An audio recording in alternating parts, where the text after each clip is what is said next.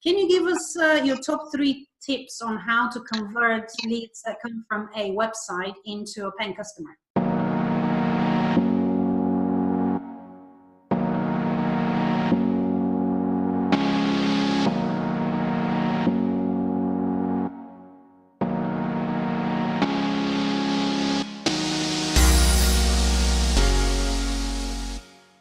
Okay, well, for me, any lead is actually a good lead. So it's about looking at it over the long term. So yes, loads of agents want to gain the business short term wise, and I understand that. But actually, a lot of your clients hopefully want to be in business a long term.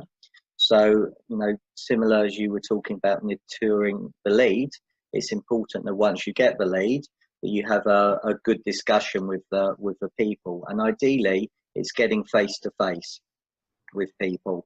So once you can get face to face in front of people, hopefully you can use your charm and charisma to win that into an instruction.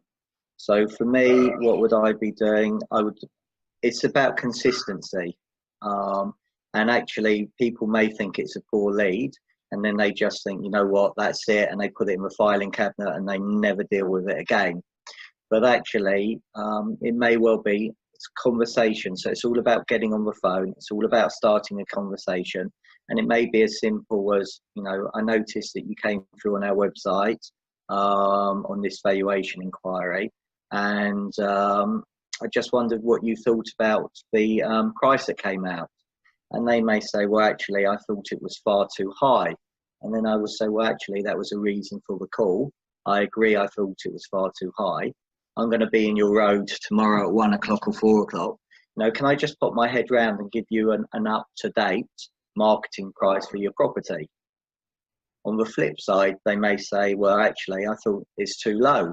And I would have exactly the same conversation to say, actually, you know what, I thought it was too low as well. What I love to do is pop round and just give you an up-to-date appraisal. You know, I'm not saying you need to leave or move and find another property, but I tend to find people very curious. People want to know what their property's worth. People want to know what's sold and what's rented in their street. And again, once you can get in there, then you can form a stay in touch policy where you're consistently letting people know what goes on in your road. So, you know, another tip would be is once you've got in there, the conversation I would say, Nelly, brilliant. Thanks very much for showing me around today. I appreciate, you know, you're not looking to sell. Obviously, properties similar to yours come onto the market regularly for sales and lettings.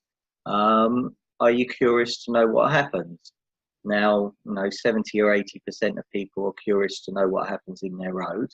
As soon as a property comes on the market, then maybe, Nelly, I know we only spoke a week or so ago. You asked me to keep you informed as to what's going on. I just wanted to let you know one of your neighbours has put their properties on the market.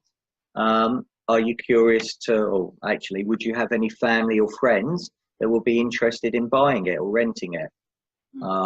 Right. And then a couple of weeks later, Nelly, just to let you know, we've actually sold that property now.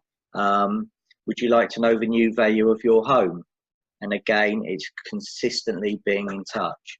And my biggest lesson is that 95% of estate agents have no stay in touch policy.